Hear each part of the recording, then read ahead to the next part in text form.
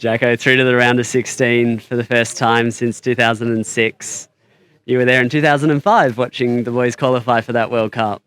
What would that young boy have felt then versus now? I did have that moment today, kind of before the game, thinking about, we've spoken a lot about creating history and being that team that goes and produces another performance, that gets us through to the round of 16 like we did in 06. And I was thinking about that kid I was there in Germany as well. I was at those games, and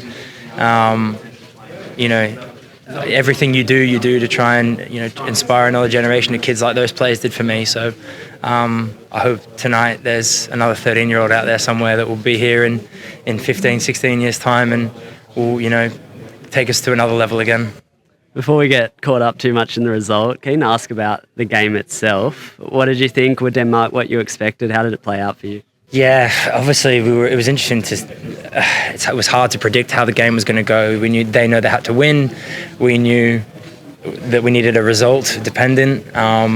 But there's only one way to approach these games. You have to try and win, and that was the game plan. Obviously, to be solid, hard to beat, and then be clinical on the counter attack, and we did that. And they made some changes, played with more dynamic players rather than the usual kind of size in the striker. Obviously, he came on later in the game, but obviously beating a top 10 nation as well is I'm not sure if something we've done at a competitive level before either. So we knew we had to be at our very best, and we were today. Were you guys aware of the Tunisia goal as it went in any way? So we scored, and Miloš came running over to the circle and was like, "Lads, we've got to win. Tunisia have scored." And we were all, I was like, yeah, he's just giving the boys a bit yeah, come on, we've got to win the game, don't lose a goal. And then obviously we found out later on that they actually did win, and it was you play out all those scenarios in your head and you're like, oh my God, imagine that had happened. But thankfully it all went our way, and we won the game. I want to ask you about the Melbourne connection with Lex, someone that you've known for a long time, and seeing him have that moment, and maybe a little bit about the scenes back home.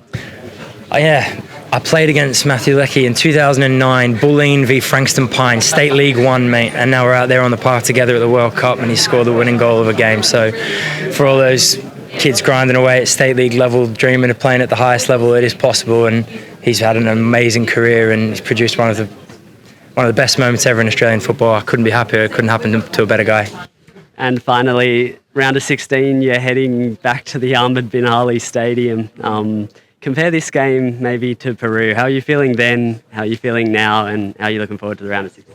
The game today to Peru? Yeah, similar in ways, but I think there was so many other emotions attached to that Peru game in terms of pressure and relief. Obviously, with the qualification today, it was just pure joy, just so happy, and that's the overriding emotion of everything. Is just we're all just so happy and proud, and but then of course we have to simmer back down to a level that we know we're going to come up against an even tougher opponent in the next game, and why not go again?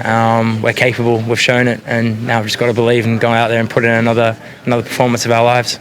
Thank you very much, mate. All the best. Cheers, appreciate it. Legend.